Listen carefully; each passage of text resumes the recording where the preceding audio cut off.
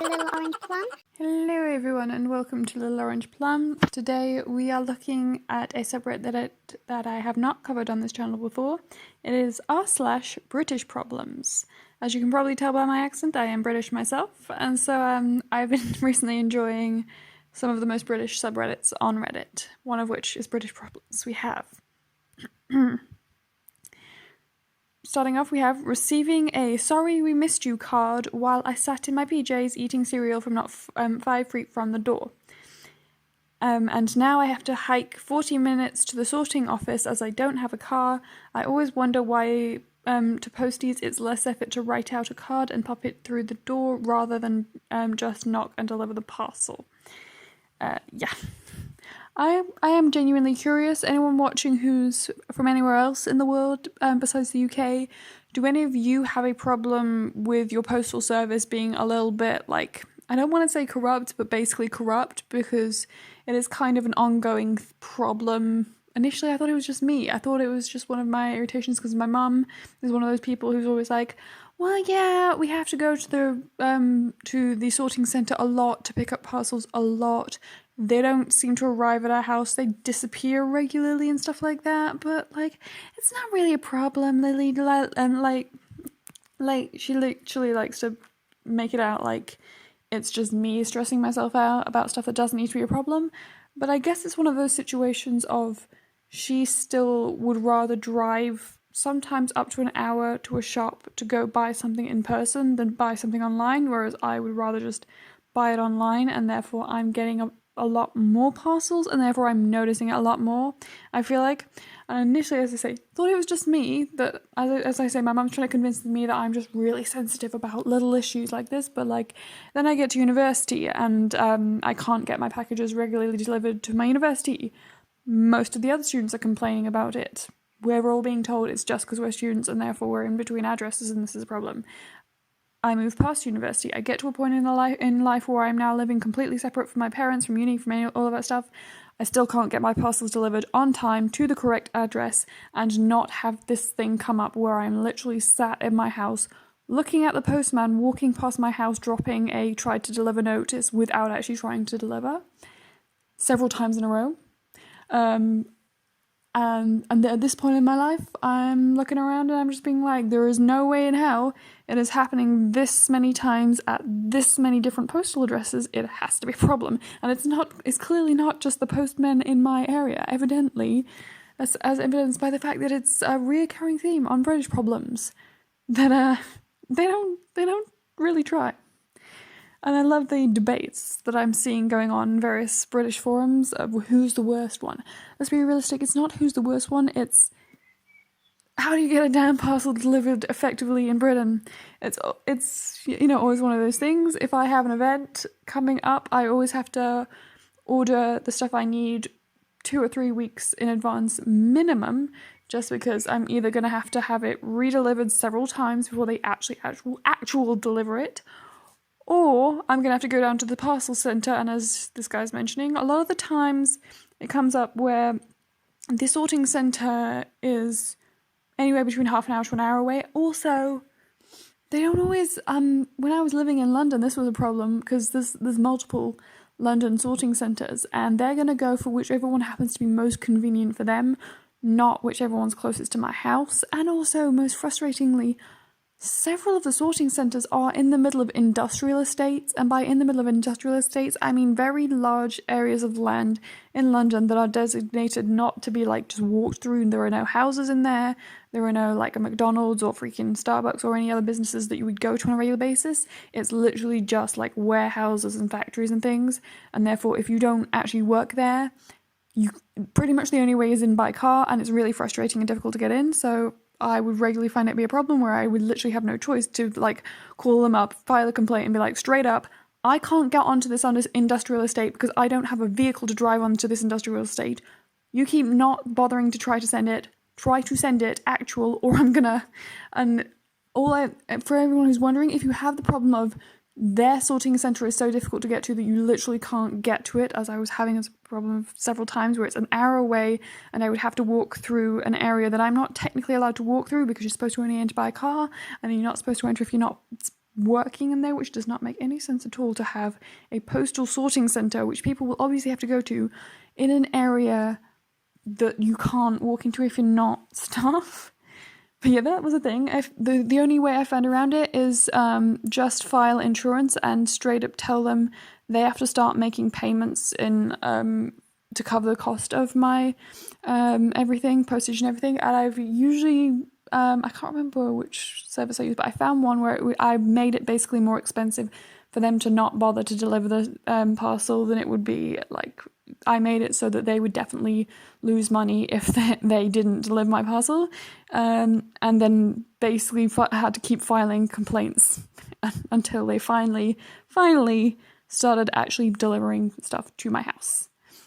But yes, it was pretty frustrating, especially because my door was not, like, I didn't have, like, a window where I could definitely see them, so obviously they could walk right past my house and, like, pretend like, oh, we knocked, but, like, it's, like, the door's very thin, the walls are all very thin, I can hear my neighbours talking at night. I would have known if you knocked on the door, believe me, I would have known.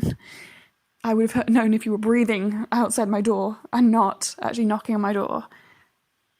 The only reason I can't prove it is because I don't have cameras set up or something like that, and because I don't have like a clear line of sight through my window where I can just like quickly snap a photo of the guy to prove that they keep dropping off. So I just have to kind of keep complaining, keep filing insurance claims about stuff going missing, and then being like, we tried to deliver, and me being like, you tried to deliver 3 times in a row, all to an address that the nearest sorting centre is one I cannot actually physically get to. And now keep telling me I have to come to a sorting centre that I can't physically enter. But yeah, for everyone outside the UK, you're probably like, whoa, there's no way it's this much of a problem. Just move to Britain and try to get parcels regularly delivered to you on time to the correct location, and never have someone shove a piece of paper through you. Especially frustrating, the most frustrating by far, is that moment when you have sat in and waited for a parcel all day. When you've specifically not gone to work or not cancelled social plans to wait for your parcel. Again, multiple times I had that happen where I was having it re-delivered. They gave me a time slot, and it would be like 2 hours time slot will be delivered between these 2 hours, and I would sit in and wait for 2 hours, and then they walked right past my house, and I'm just like, are you fucking well kidding me? I have sat in for 2 hours, and that was usually the moment where I started calling them up, complaining, writing letters and complaining and being like, hey, I need to get some of my parcels because I don't have certain kinds of shops conveniently located to my house. I can't get this stuff just by going to the shops. Deliver my shit. Just deliver my fucking shit that I'm paying you to fucking well deliver. Just fucking well do the service that I'm paying you to do.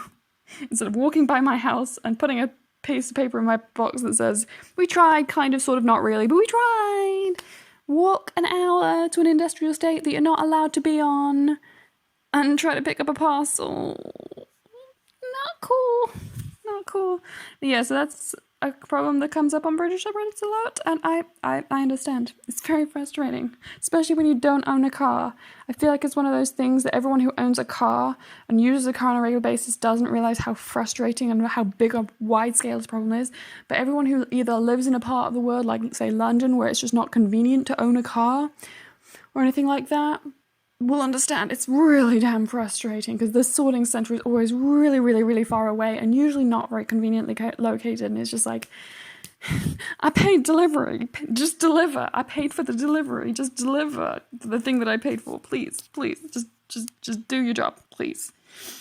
This is the real reason why mail is dying. Okay, people want to act like, oh, it's because people send too many emails. No. It's because people send lots and lots of parcels, because the amount of letters has gone down, but the amount of parcels has skyrocketed because of the freaking online shopping. Okay, there's loads of parcels. The one thing we need you to do, but if they can't just push it through a letterbox, walk straight on past. Not cool. You need to update your services. Okay. Yes, this is a British problem. Yes, I am angry. I have questions. Why is it so hard to deliver a parcel? Anyway, I'm trying to move on. I swear I am trying to move on. We are now getting to getting dirty looks when you're part of the 1% wearing face masks while walking in Greenwich Park. Yeah, this is a thing. Like, I understand that some people are just kind of scared. This is kind of a new thing and they don't know how to deal with it.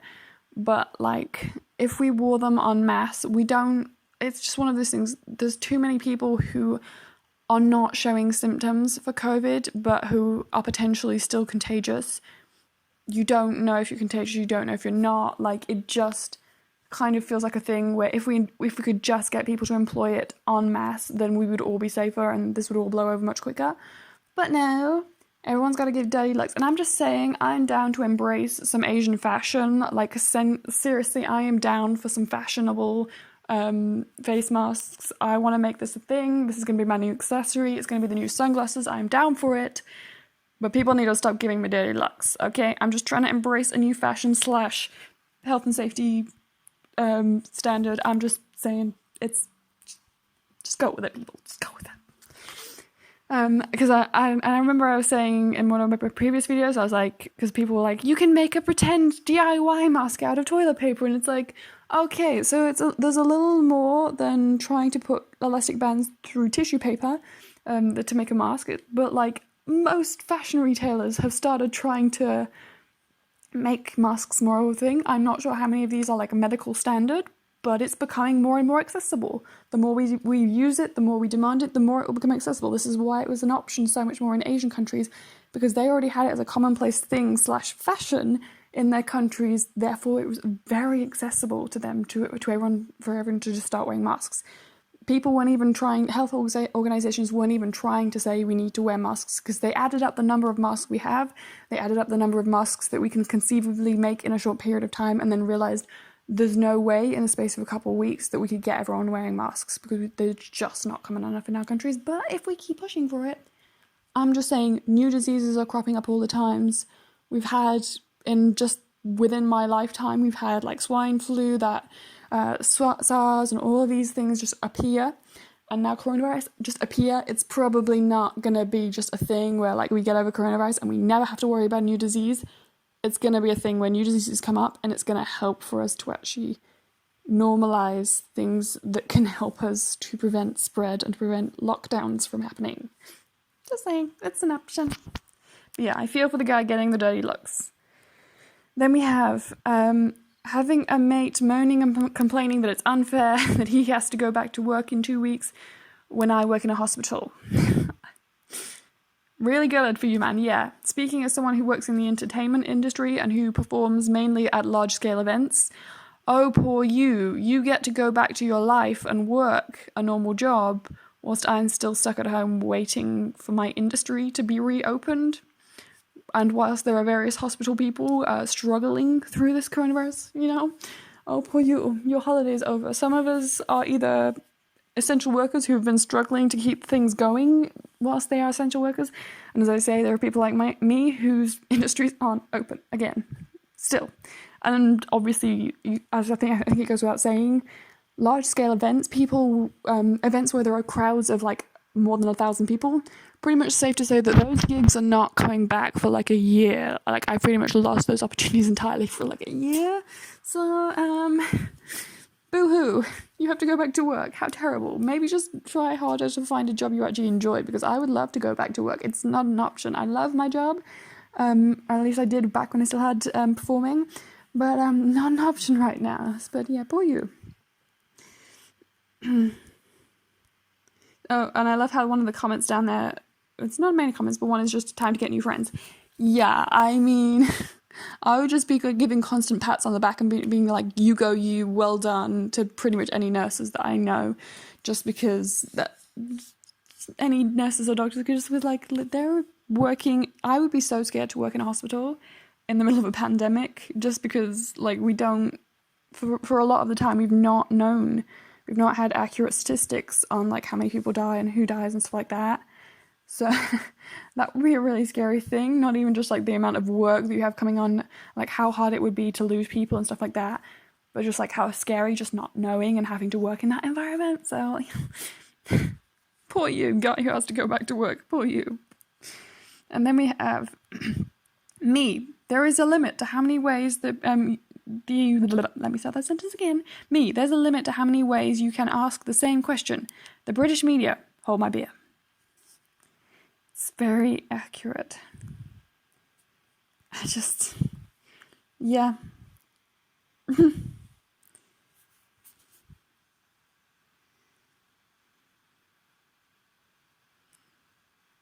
Yeah, it's pretty much been a thing of how long until the lockdown is over. Pretty obvious at this point. The second it is getting close to a point where we know when the lockdown is going to be over, politicians are going to be fighting each other, battle royale style. They will be ready to stab each other to be the first one to be able to say when the lockdown is over, just because that's going to really make a political career to be the guy who can effectively and safely end lockdown. I'm just saying, it's not like they're trying to be like, we're just like fiddling, we're just twiddling our thumbs here, right? Seriously, I get it's a big story that they really want to break in the media as well, but stop asking the same annoying questions. Stop it. It's pretty obvious at this point. I mean, they clearly can't. Either we pretty much need to get to a point where numbers have dropped to basically nothing and are staying basically nothing for a very long time, or we need a vaccine or a cure. That's it. Those are our three options. We need less than several thousand new infections per day, considerably less than that, or a vaccine or a cure. Those are our only options. Stop asking. This is one of those moments where this is why I usually don't bother to read newspapers. I read people's reactions to newspapers because that's a way to get the gist of what's going on, but still actually be much more entertained and much less frustrated. This is my strategy. Yeah, that's how I deal with things. Just avoid news. And then we have, I think I'm gonna finish two more. Okay, two quick ones. I'll be quick. Okay, we have getting the theme to 64 Zoo Lane stuck in your head and knowing. God damn you. God damn you. Thanks. I'm pretty sure 64 Zoo Lane was not broadcast anywhere outside, many places outside the UK. But for those of you who don't know what it is and who are not already thinking, oh shit, now I've got that song stuck in my head. 64, 64, 64 Zoo Lane, 64, 64, 64 Zoo Lane, 64, 64, 64 Zoo Lane. You have to suffer as well now, okay? You have to Google 64 Zoo Lane theme song and get it stuck in your head. Even if you're not British, I don't care. You have to suffer with this. This is a thing, okay? But yeah, so that was a children's cartoon. I can't even remember what 64 Zoo Lane is about. I just remember the theme song. Because I'm pretty sure it was one of those below the age of 5 cartoons or something like that. But I just remember there being something about animals in a zoo and that song. That's all I remember. I don't even remember the rest of the lyrics. Just if there were other lyrics, I'm not sure. It could have just been, for all I know, 64, 64 Zoo Lane over and over again. But that's what you're going to have stuck in your head now. You're welcome. I must suffer too, because that's going to be stuck in my head for hours. I just know it. Anyway, that's a little part of British culture, I think we can all agree. And then we have having to get out of bed at 5:45 in the morning on a bank holiday Monday to sign for a parcel. Sign. Yep. I love that moment. It's yeah, that's the thing. They're not really getting us to sign for parcels, but if you aren't there to not sign for it, then they still won't deliver it. The struggle is real, people. They want you to not sign. We're not allowed to touch things. We're not allowed to touch their pen. They want us to not sign it because we're not allowed to touch things to sign it because coronavirus. But if you don't not sign for it, then they won't deliver. That sentence doesn't even make sense, does it? That you have to not sign it in order to... I just want my parcel. I just want my parcel, okay? God damn it. Now it's even worse than ever. Because we can't even travel anywhere to go get these stuff. I'm not even sure if we're legally permitted to go to the sorting station, but by God, we are going to have to freaking march to the sorting station en masse and be like, where's my bloody parcel? You walked past my house again. Don't tell me you tried to deliver. You did not. But yeah, 5:40 a.m. in the morning. On the bright side, at least you got your parcel. It was delivered. And I love how his OP's first comment is, given that it was delivered by Hermes, I suppose I should be thankful that I got it at all. True. It's that moment when you're trying to buy from an online retailer, you look at shipping options, and Hermes is your only option, and you're just like, well, fuck. there's like a 60% chance that I'm not getting my parcel, but like, fingers crossed. Hopefully I get the thing I ordered. But yeah, so that's the taste of British culture for anyone who is not British. We are very angry about our postal service. This is my country. Anyway, I hope you guys enjoyed this video. If you did, please like, comment, subscribe, all that good YouTube stuff. If you are British, or if you are simply curious about British people, then follow r/britishproblems. And I'll see you guys next time. Bye!